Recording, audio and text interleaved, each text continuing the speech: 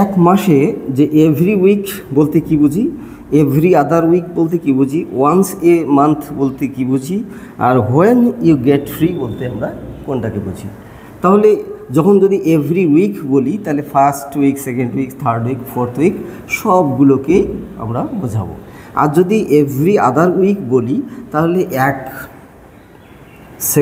এক সপ্তাহ পর আর এক সপ্তাহ, এক সপ্তাহ পর আর এক সপ্তাহ, তাহলে second week plus fourth week এই দুটা, এক সপ্তাহ বাদে আর এক সপ্তাহ, এক সপ্তাহ বাদে আর এক সপ্তাহ, তাহলে second week and fourth week. এরপরে ওয়ান্স এ মান্থ যদি মাসে এক বুঝাই তাহলে অনলি সেকেন্ড উইকের 11th ডে, সেকেন্ড উইকের 11th ডে এটাকে বুঝাই।